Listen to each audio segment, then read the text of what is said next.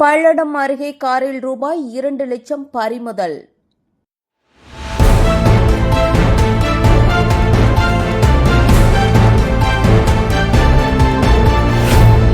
திருப்பூர் மாவட்டம் பல்லடம் அருகே சித்தப்பழம் பகுதியில் தேர்தல் பறக்கும் படையினர் நடத்திய வாகன சோதனையில் உரிய ஆவணங்களின்றி காரில் கொண்டு செல்லப்பட்ட ரூபாய் 2 லட்சம் பறிமுதல் செய்யப்பட்டது. உடுமலைப்பேட்டையிலிருந்து பல்லடம் நோக்கி வந்த காரில் இருந்த மௌலிஷ் என்பவரிடம் அதிகாரிகள் விசாரணை நடத்தியபோது பணத்திற்கு தேவையான ஆவணங்கள் இல்லாததால் அந்த தொகை பறிமுதல் செய்யப்பட்டது. பின்னர் பணம் பல்லடம் வட்டாட்சியர் அலுவலகத்தில் தேர்தல் அலுவலர் சரவணனிடம் ஒப்படைக்கப்பட்டு அரசு கருவூலத்தில் செலுத்தப்பட்டது.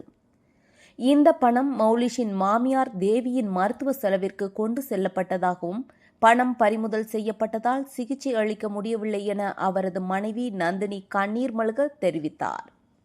செய்தியாளர் அர்ஜுன்ராஜ்.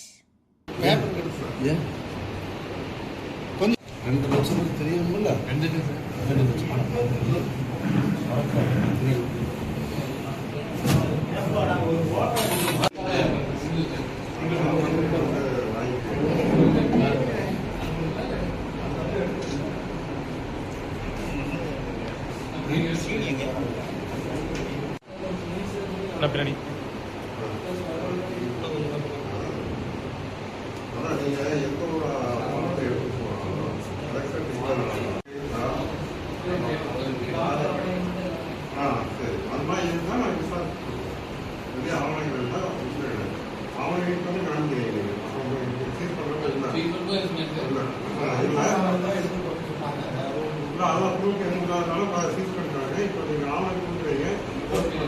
Print out எடுத்துவாங்க. எடுத்து வந்துட்டு